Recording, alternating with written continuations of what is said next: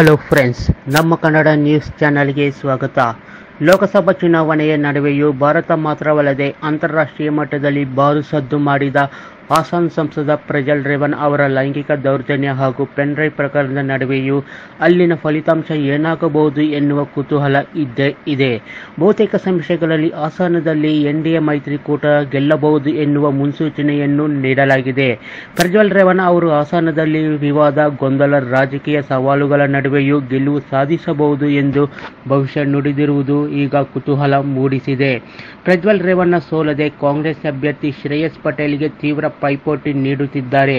ಹಾಸನ ಕ್ಷೇತ್ರದಲ್ಲಿ ಪ್ರಜ್ವಲ್ ರೇವಣ್ಣ ಎರಡನೇ ಬಾರಿ ಗೆಲುವು ಸಾಧಿಸಲಿದ್ದಾರೆ ಎಂದು ಆಕ್ಸಿಸ್ ಮೈ ಇಂಡಿಯಾ ಎಕ್ಸಿಟ್ ಪೋಲ್ ಭವಿಷ್ಯ ನುಡಿದಿದೆ. ಆಕ್ಸಿಸ್ ಮೈ ಇಂಡಿಯಾ ಎಕ್ಸಿಟ್ ಪೋಲ್ನಲ್ಲಿ ಬಿಜೆಪಿಗೆ ಬಹುಮತ ಸಿಕ್ಕಿದ್ದು, ರಾಜ್ಯದಲ್ಲಿ ಬಿಜೆಪಿ ಜೆಡಿಎಸ್ ಮೈತ್ರಿಕೂಟ ಹೆಚ್ಚು ಸ್ಥಾನಗಳನ್ನು ಪಡೆದುಕೊಳ್ಳಲಿದೆ ಎಂದು ಆಕ್ಸಿಸ್ ಮೈ ಪೋರ್ಟಲ್ ಸಮೀಕ್ಷೆಯಲ್ಲಿ ತಿಳಿಸಿದೆ.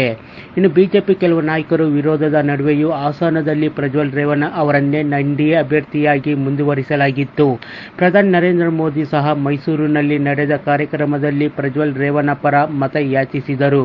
ಪೆನ್ಡ್ರೈವ್ ಲೈಂಗಿಕ ಹಗರಣ ಹೊರಬಿದ್ದ 5 ದಿನಗಳ ನಂತರ ಹಾಸನದಲ್ಲಿ ಮತದಾನ ನಡೆದಿತ್ತು.